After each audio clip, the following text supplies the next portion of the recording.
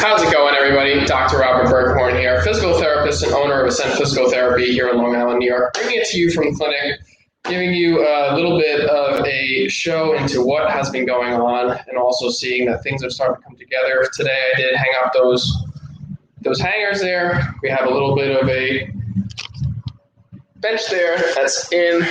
We have a couple more things for furniture as far as that goes. But we are getting up and running. Hopefully in the next week or so, we will be 100% and we will be ready to go full tilt. There will be a lot of things coming up. There will be seminars, there will be classes, there will be different things that I can't do with you in your home or necessarily do as much here. However, if you do want to have some kind of online seminar, you don't necessarily feel comfortable coming to a facility to do some kind of either in-person kind of seminar or learning situation, or if you want to receive treatment still in your home, I'm still offering that as a service. That's always in addition to what I already do. So please feel free to reach out to me if you have any questions as far as services, things that are coming up, or if you would like something specific for me to do, especially for you, if it is something that I can do within my practice, within my means, I would be more than happy to do that. But what are we talking about today? Today we're going to be talking a little bit about a question I got asked last week, and in addition, something that was posted on a Facebook page that I'm a part of, and it was very interesting, the responses that were put up. It was also very interesting about the question that was asked, and it is something that I do want to nail down, and I do want to give you guys a good idea. I know I've talked about shoes in the past. I know I've talked to you about different things of what your shoe should do and what it should be doing for you. We're going to delve a little bit deeper into that today, and we're going to go through that a little bit further. So I do have a little bit of a special thing going on with what we're going to get into. So the question that was asked to me is this shoe good for me? And, it's a question I get asked all the time. And it's a question that, I get asked, especially from runners, because, runners, we are very special people. We do need special-ish shoes. We do need things that are appropriate for what we're planning to do, and that's different if you are a sprinter versus a distance runner versus mid-distance runner versus marathoner versus ultra-marathoner. You need something different for each activity that you're going to do, whether that is training or even if you're doing something that is race required, you are going to need something to do that's a little bit different. So making sure that you do have the right shoe is important, but I do want to make sure that, the right shoe is the best for you. And, the person that asked the question on Facebook in the group was different than what I got asked personally, because personally it was just, is this the best shoe for me? And it was a specific brand, I'll go into it. But the question on Facebook was, I've been running in Hoka ones for X period of time. They were killing my feet during this race, and I don't know if they're best for me. What other recommendations do you guys have in regards to getting the best shoe? And, the responses that people gave were every which way. So it was, they were talking about every single company probably got mentioned once. I think if anything, Nike may have been the only one that didn't get mentioned. They're not necessarily as big in the triathlon world, so this was more of a triathlon question, but it was Brooks, it was Saucony, it was Asics, it was even Adidas. I saw one of those in there.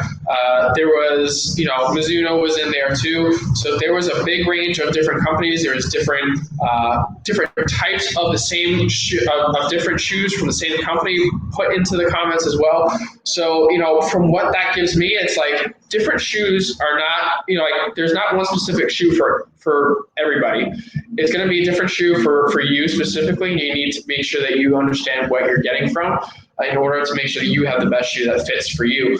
So making sure that it is appropriate for you is what's going to be the best for you, and it's making sure that you feel comfortable, making sure that you have the appropriate motion within your foot so that you have enough room that your toes can splay out and move, but at the same time not as restrictive, or not as expansive so that your foot's sliding around in the shoe. You want to make sure that you're able to not only support yourself, you want to make sure that you have the appropriate absorption, you want to make sure you have the appropriate motion, and this includes for when you're racing or when you're doing higher level or longer endurance activities, when your foot does start to swell.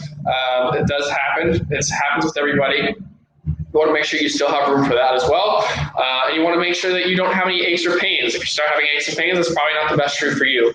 Or you may need to change yourself, and that's the other part of this kind of question, because the one thing I do get asked a lot about Hokas or Hoka ones is because I see that a lot in half Ironman and Ironman races. We do see that shoe a lot because it is it's a big well-known shoe company. It's a big well-known shoe for triathlon, and it's also something that it can be stable, it can be cushiony depending on which type of style you get within that brand.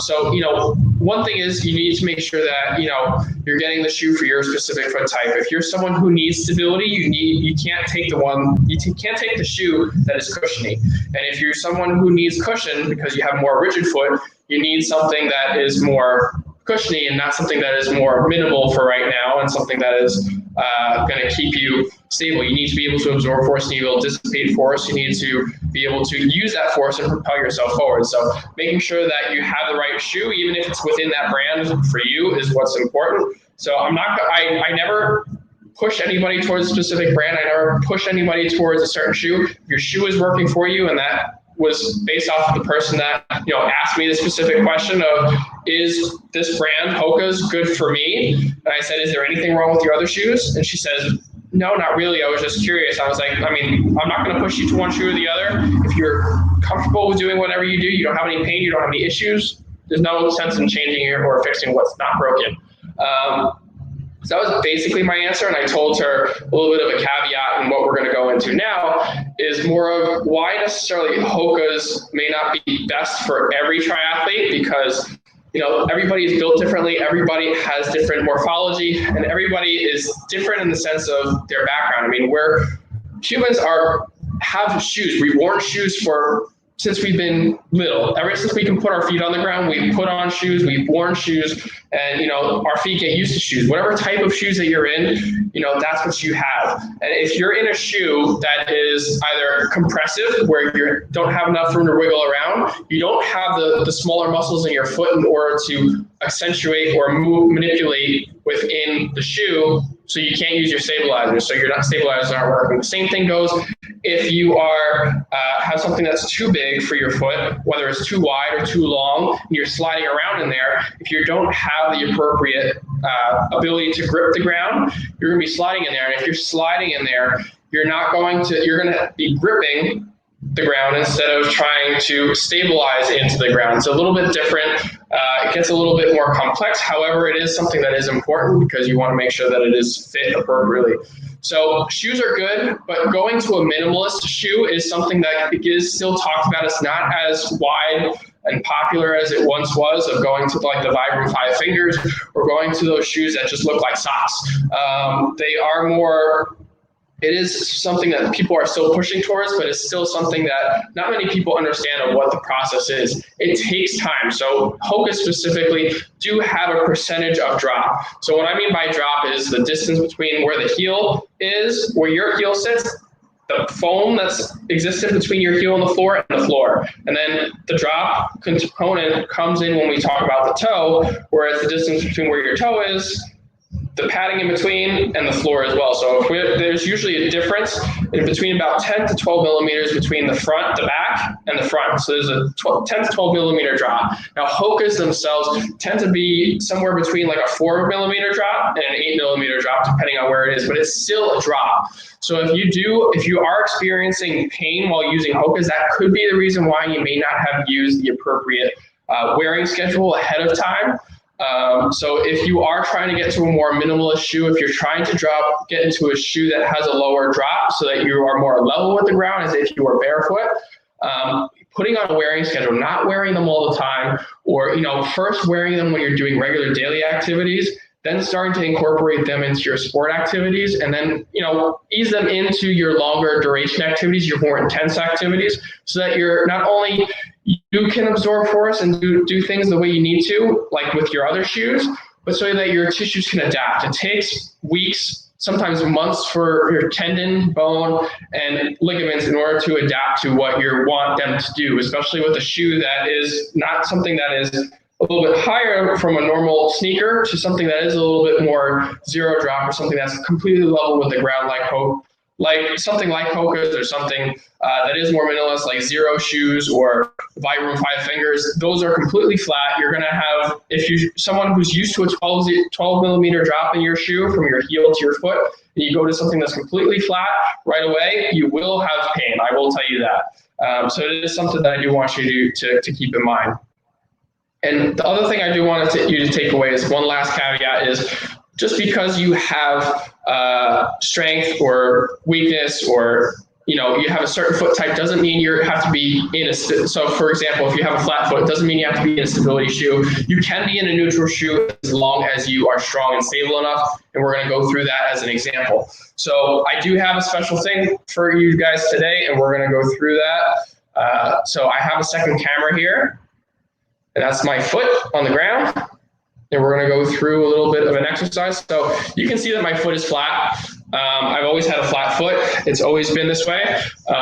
It's what we would call a supple flat foot. And supple flat feet, we do have the ability to manipulate. It's not like I'm stuck and rigid in this position. I'm able to get an arch if I want to, just by activating. So you see like my arch develops as soon as I start to activate, as soon as I start to bring my toes up, I'm able to do that.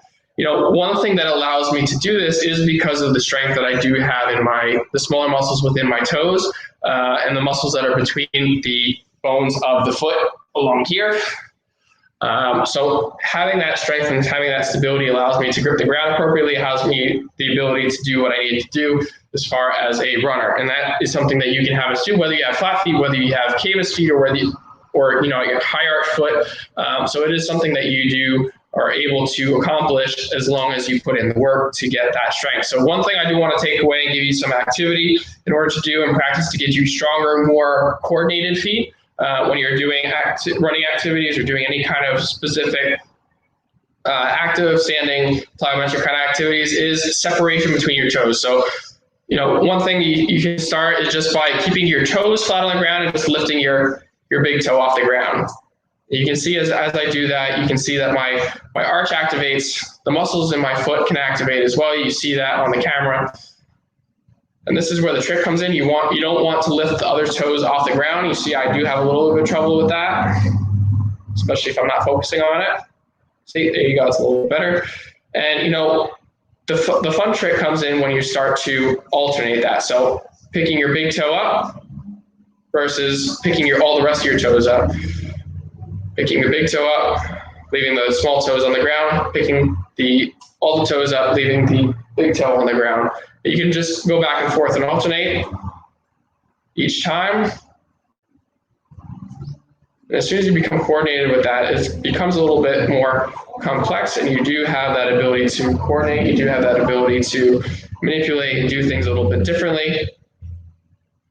So as long as you're able to do that, you're able to have that fun coordination of your foot, you're able to have strength and stability with your foot, you're able to absorb force a little bit differently and a little bit better than if you didn't have that ability to do so. So I hope that was helpful. I hope that was something that you can take away and do something simple at home. If you do have any questions about anything regarding foot pain that you have, or shoe quality that you have, or the specific brand or things that you're dealing with in regards to your foot, please feel free to let me know. I'm more than happy to answer any questions that you may have in regards to that. Running-wise, activity-wise, work-wise, shoes are important.